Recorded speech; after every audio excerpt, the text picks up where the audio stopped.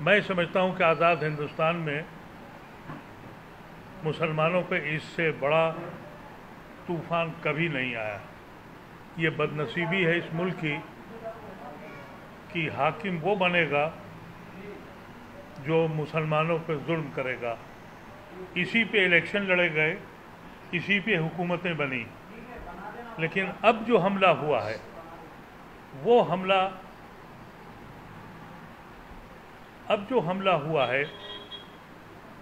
وہ جیسا مولانا نے کہا کہ یہ آخری لڑائی ہے۔ ابھی تک ہمارے ساتھ مظالم ہوتے رہے اور ہم خاموش رہے، اور ہم نے کچھ غلطیاں کری تھیں۔ جیسا کہا گیا کہ 2013 میں 1995 کا جو بل تھا اس میں کچھ کمیاں تھیں، یعنی جیسے بیچنے کا قصہ تھا۔ امبانی صاحب کا جو محل بنا ہوا ہے وہ وقف کی زمین پہ ہے، اور اس کے 11 ممبروں نے اس کو بیچا اور 2 کروڑ روپے وقف بورڈ کو دیے گئے، اور باقی جو ان کے ممبر تھے ان کی جیب میں رکھے گئے۔ اس کے بعد یہ فیصلہ ہوا، اس وقت میں پارلیمنٹ میں تھا، انتولے صاحب منسٹر تھے، اور انہوں نے یہ فیصلہ کیا کہ ہم کو وقف کے قوانین کو مضبوط کرنا ہے۔ سچر کمیٹی کی جو رپورٹ ہے اس میں 10واں چیپٹر ہے، اس میں کہا یہ گیا ہے کہ وقف کی زمینوں کو اگر صحیح طریقے سے استعمال کیا جائے تو مسلمانوں کے اسکولوں کا، مسلمانوں کے اسپتالوں کا، کسی چیز کی بھی ضرورت پیسے کی نہیں ہے۔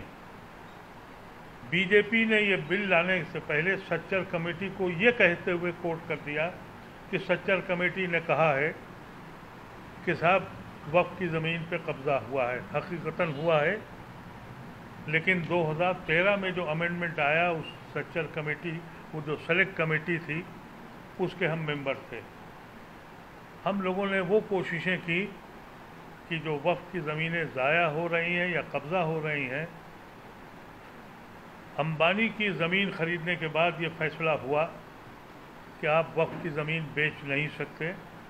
وہ قانونی طور پہ اور شرعی اعتبار سے بھی صحیح یہ ہے کہ جو آپ کوئی زمین وقف کر دیتے ہیں تو اللہ کے حوالے کرتے ہیں، آپ اس کے مالک نہیں بن سکتے، اس کے مینیجر، اس کے متولی، اس کے ٹرسٹی بن سکتے ہیں۔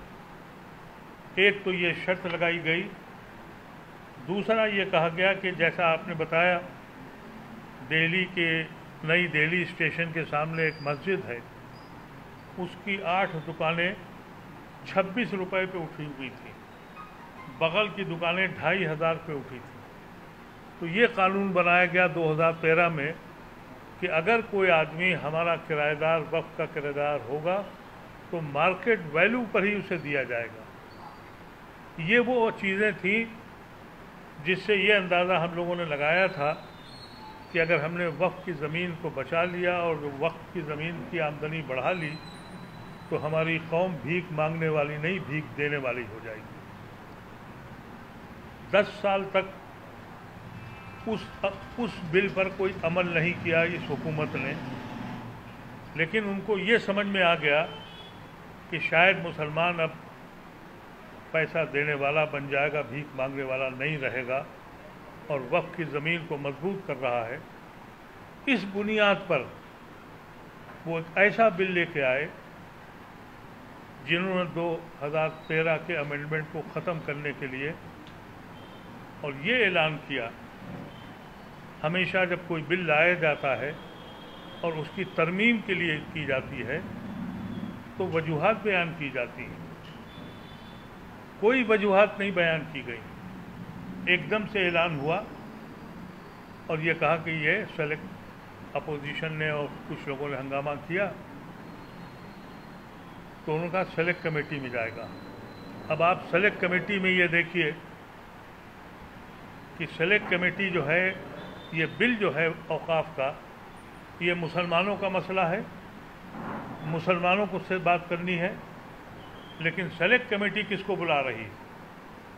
ان غاضبوں کو ریلوے نے جس نے زمین پہ قبضہ کیا کہ تم آؤ بتاؤ، آرکائز کے لوگ جنہوں نے ہماری ساری زمین پہ قبضہ کیا ہے، تم آؤ، تم بتاؤ۔ ان لوگوں کو جو کرایہ دار ہیں اور جن کے کرائے بڑھنے ہیں، ان کو بلایا، ان کا وقت کی زمین تو آؤ۔ ایسا کبھی ہندوستان میں نہیں ہوا۔ میں 50 سال سے سیاسی گلیاروں میں گھومتا ہوں، اس طرح کے ناجائز کام، جس طرح سے انہوں نے یہ کہا کہ ہر وقف کا سروے ہوگا، سینکڑوں سال سے ہماری جائیدادیں وقف میں لکھی ہوئی ہیں، ریونیو ریکارڈ میں لکھی ہوئی ہیں، لیکن ڈیڈ کس کے پاس ہے؟ تو اب ہر مسجد، ہر خانقاہ، ہر مدرسہ، اس سب میں یہ کہہ سکتے ہیں، اور طے کون کرے گا؟ ڈی ایم کرے گا، جو سب سے بڑا قابض ہے اور جس نے ہماری زمینوں کو قبضہ کیا ہے۔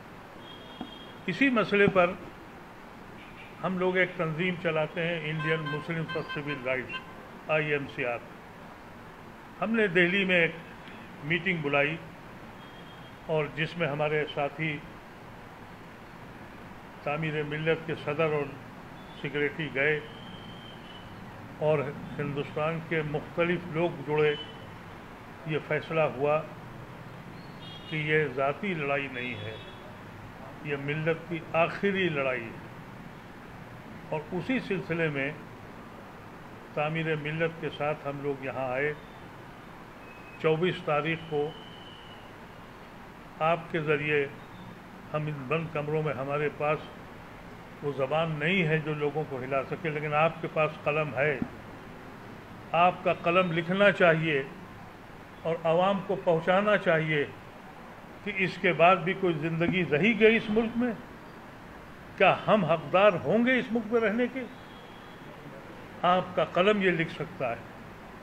قلم اگر منصف ہے تو ہواؤں کا رخ بدل دیتا ہے، اور اگر وہ بک جائے تو زمین پہ بوجھ ہے۔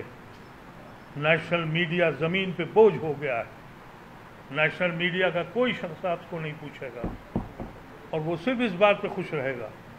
چند لوگوں کو انہوں نے بلا کے یہ کہلا دیا کہ یہ اچھا بل ہے۔ پوچھا کیوں؟ ایک پوائنٹ بتا دو، کہا حکومت چاہتی ہے۔ تو ایسے ظالموں کے ساتھ آپ کا مقابلہ ہے۔ ہم آپ کے بیچ سے اس لیے آئے ہیں، ہم چاہتے ہیں کہ یہ آواز حیدرآباد سے اٹھے۔ میں دہلی میں رہتا ہوں، لکھنؤ کا رہنے والا ہوں، لکھنؤ کو بربادی کے آخری منزل پہ دیکھ رہا ہوں۔ مجھے بڑی امید ہے حیدرآباد کے لوگوں سے۔ مجھے معلوم ہے، میں لوگوں سے کہتا ہوں کہ جب میں حیدرآباد آتا ہوں تو جینے کی آرزو پیدا ہو جاتی ہے، لگتا ہے کہ ابھی کچھ مسلمان زندہ ہیں۔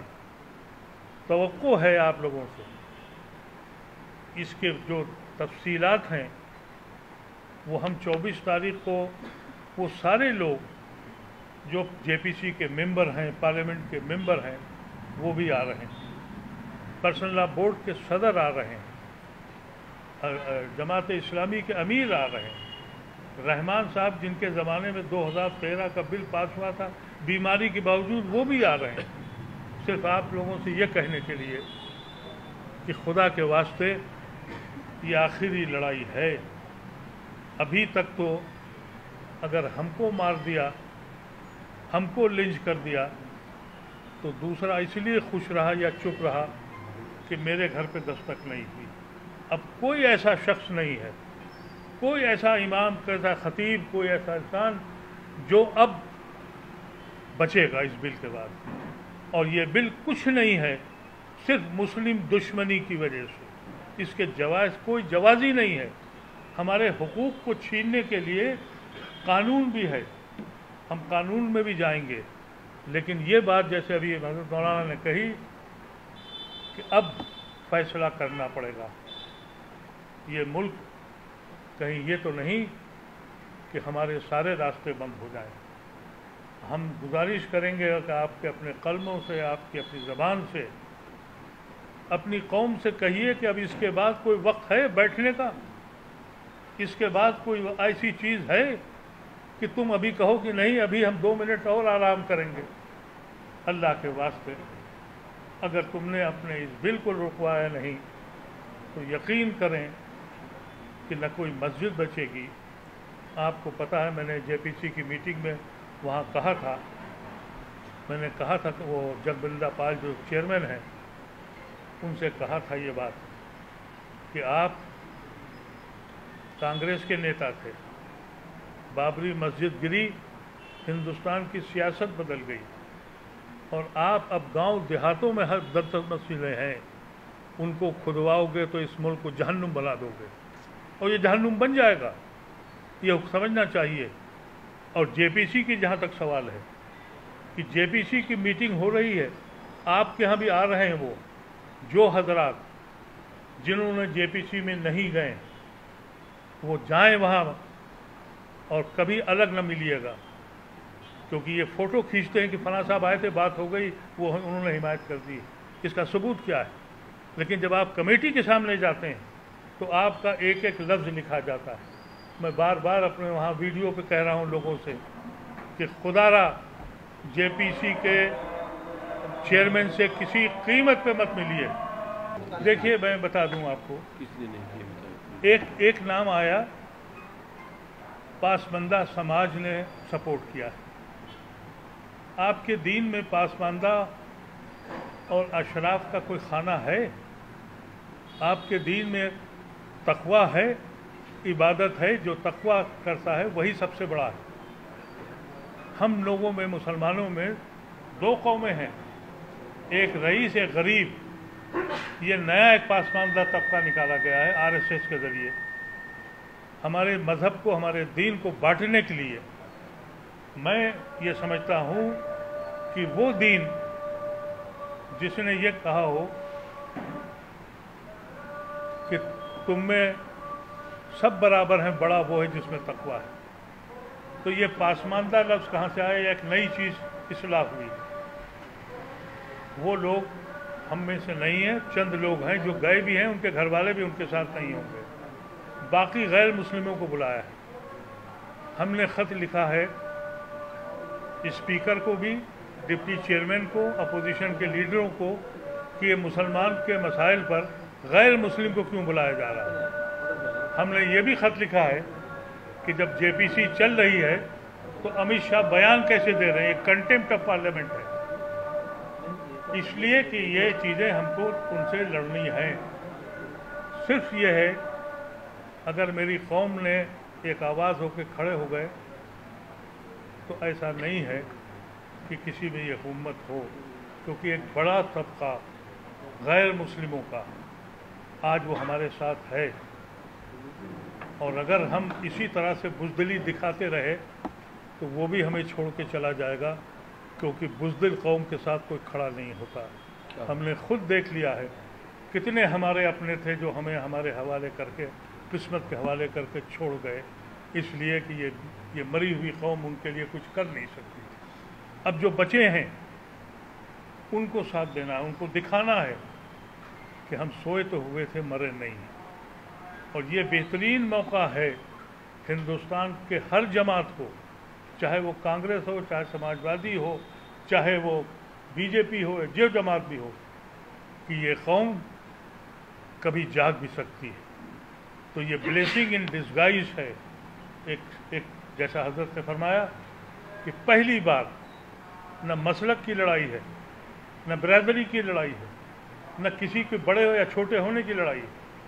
بہت سے ان لوگوں سے جن سے میرے مراسم اچھے نہیں ہیں, میں ان کی محفلوں میں جا رہا ہوں, وہ میری محفلوں میں آ رہے ہیں.